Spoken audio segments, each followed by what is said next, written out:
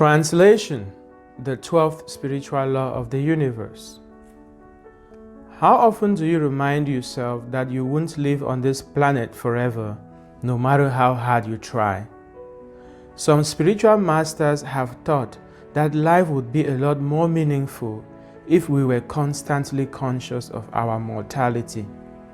In fact, the person who walks in the awareness of his mortality is a person who can afford to be fully present in the moment and make every day worthwhile. This is all there is about being a mystic. But I do not encourage you to become a mystic out of religious obligation or pious fear. I want you to become a practical mystic who practices truths that he knows through scientific and rational insight.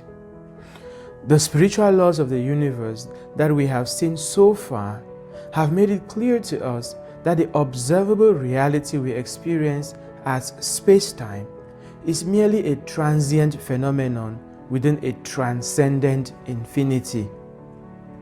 This space-time transient reality constitutes less than 0.01% of reality, while the non-physical reality beyond it makes up more than 99.99% of reality.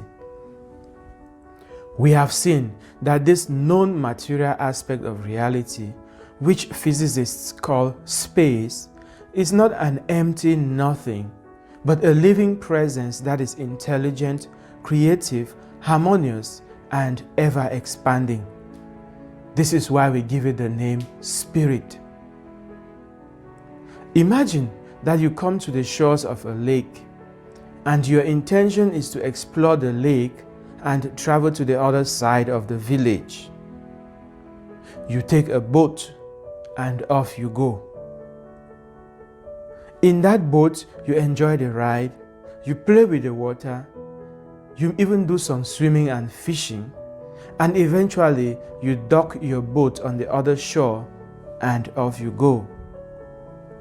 Now imagine that this lake is the visible universe and the world around it is the infinite universe. You are an eternal being that belongs to this infinite universe. It is the quest for adventure that brought you to the lake. And in order to explore that lake and navigate your way to the other side, you needed a boat. That boat is this body you are now inhabiting. No matter how tall, short, black, or pink your body is, whether you call yourself male, female, gay, straight, bisexual, or transsexual, whether you say you are a Christian, Muslim, or Buddhist, whether you are illiterate or you are a Harvard professor, your life will really take on a whole new meaning if you stop and reflect on this truth that the body and the labels you carry around are not you. Neither are you the experiences you are going through. We understand from the spiritual law of wholeness that all of reality is a unity in which all things exist as holographic images of the whole, while the whole lives and moves and has its being in all, through all, and as all.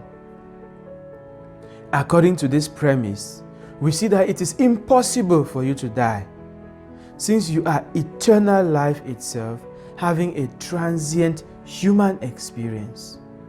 You are God having an individualized human experience, the same way an actor takes on a role in a movie. When the movie comes to an end, the character disappears, but the actor goes on with his life. What dies is your body, not you. And if we go back and examine nature, we will have a better understanding of what this death really is. All life is subject to the dance of the seasons, or the law of rhythm, which manifests as birth, growth, and death. From the tiniest microbes to the most gigantic galaxies, everything obeys the law of rhythm. Every life form has its own seasons of life. The planets follow the seasons. The plants follow the seasons we know in the tropics as the dry season and the wet season.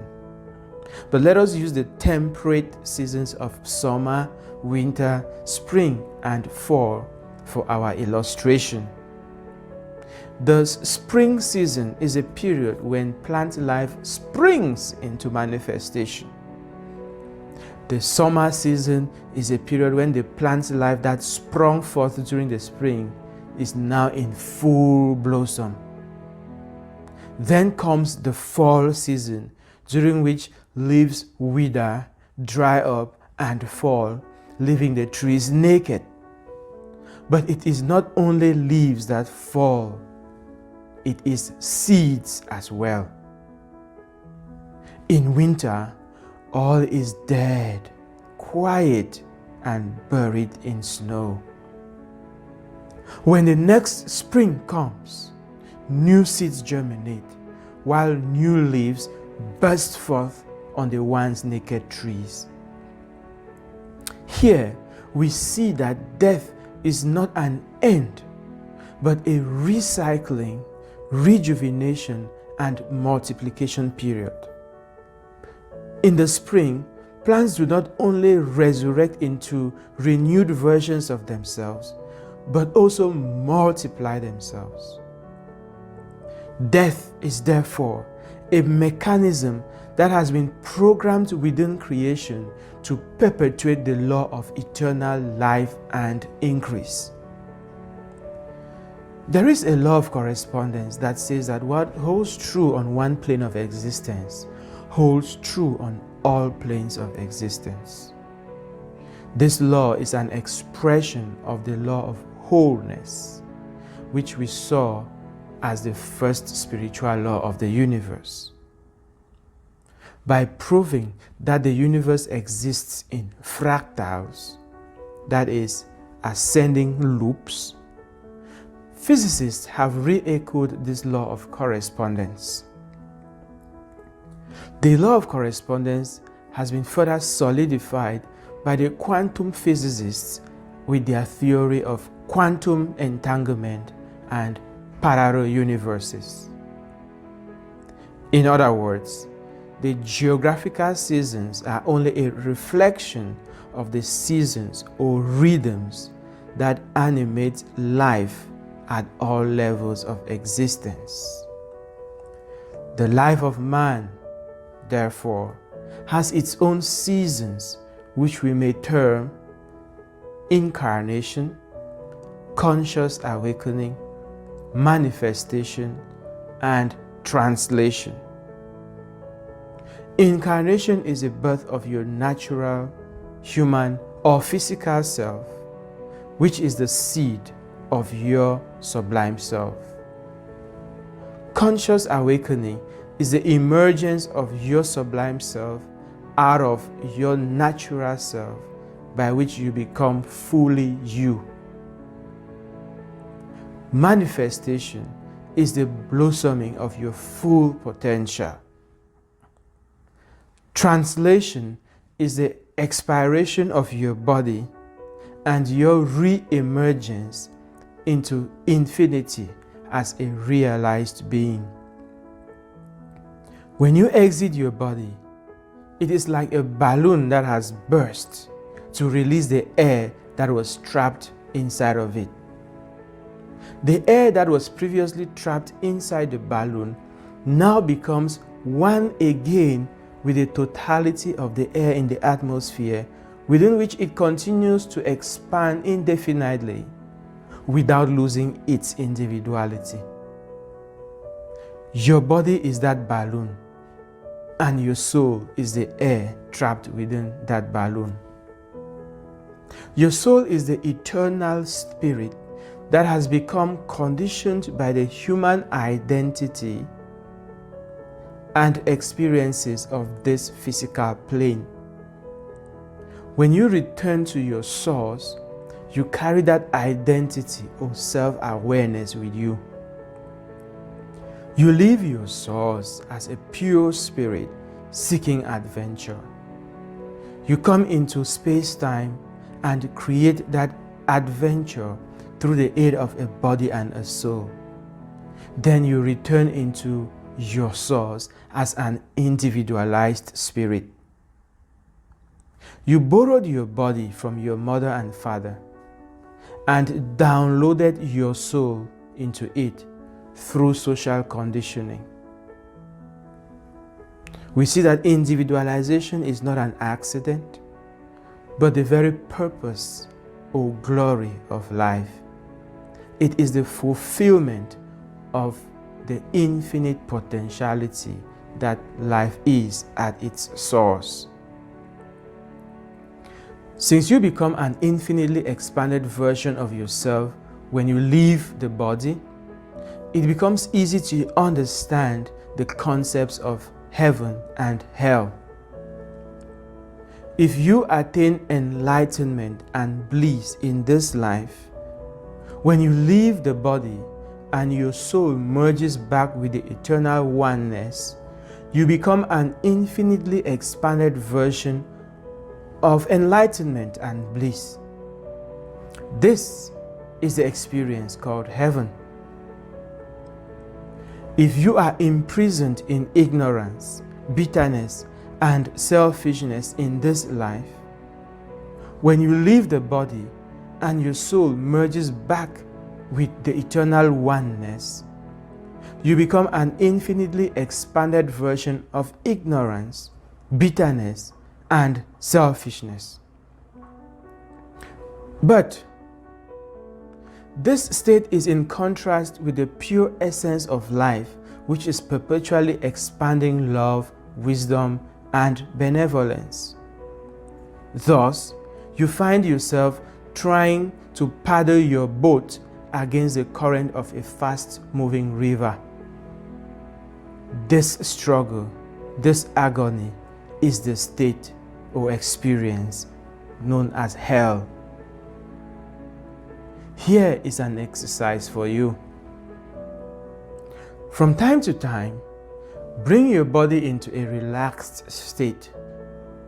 The kind of relaxed drowsiness you experience when you are just drifting into sleep.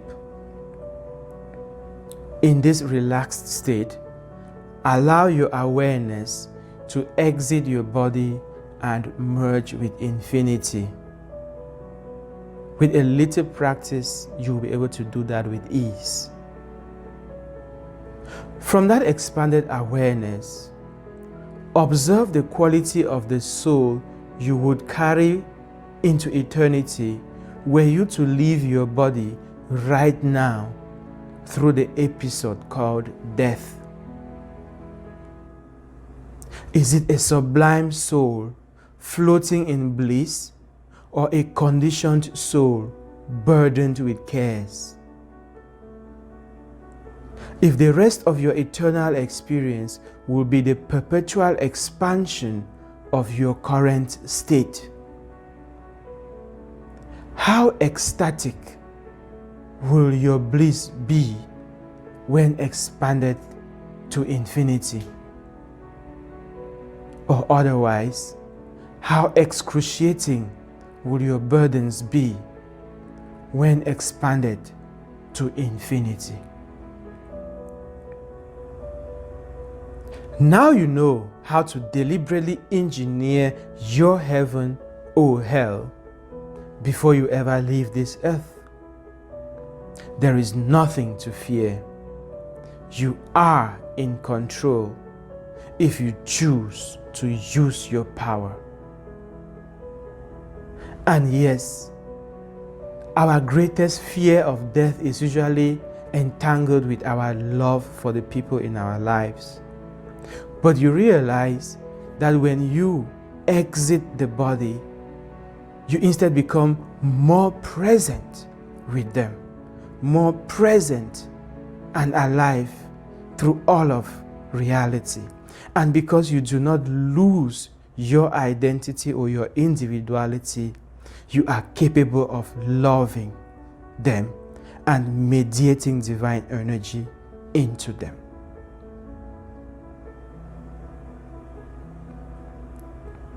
I am GodfreyEsoh, and this is Spiritual Engineering.